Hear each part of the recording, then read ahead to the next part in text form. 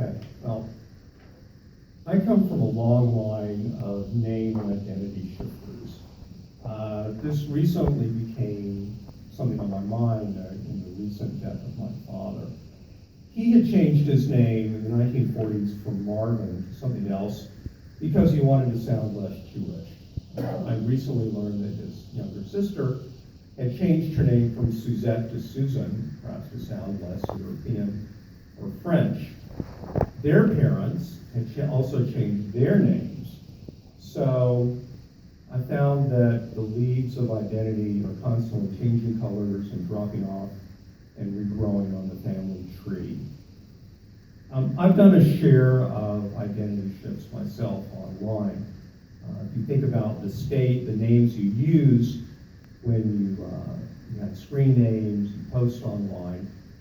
Back when I had a Yahoo email account, it was Mission 76TX, which referred to my hometown of Mission, Texas, and the year I graduated from high school. When I was on the dating site of JDate, one of the names I used was Texas Hold'em, which referred both to geography and my family's love of poker, and also to my affectionate nature. I found that while my parents had named me Van after the English race car, the Van Wall, when I go to synagogue, like I did this morning, I use the name Zeev, Z-E-E-V, which means wolf, and I find that that is a good reference to my lone wolf kind of personality, and the change of the name brings me into the sphere of my faith. I never did have the gumption to actually change my name legally, even though I thought about it. But it's on my bucket list, right up there with underwater cave exploring. Now, after my father died, Elizabeth, his wife, called and asked me to provide her with the names of my father's parents and his mother's maiden name. So I knew a little bit of the story here. They were both born in Eastern Europe, and they Americanized their names. There's nothing out of the ordinary about that. My grandfather had changed his first name from Hymenik to Isidore to Edwin.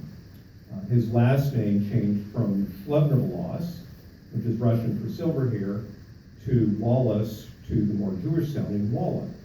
My grandmother was a different story. I only met her once, and so I don't have a good take on her. I always thought of her as Rhea, R-H-E-A.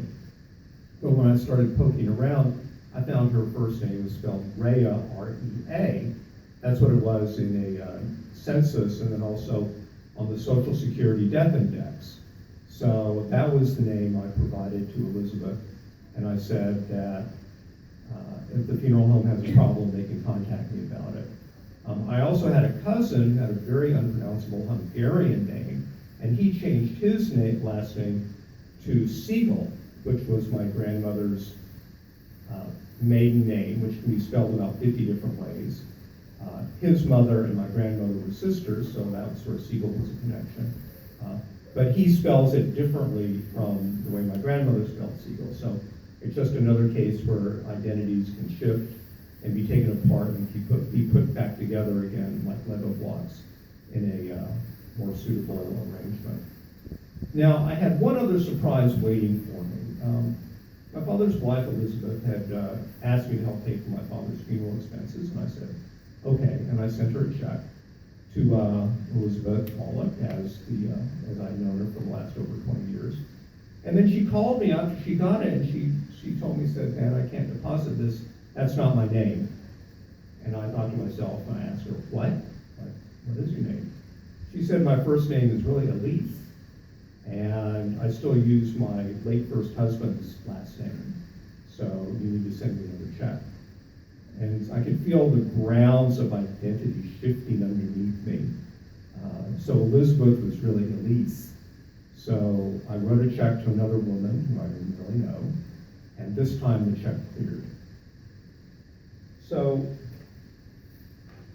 changing your name can be a way to revolutionize your identity. You can become somebody different, or maybe you're becoming somebody that you really were and you just hadn't been that way initially.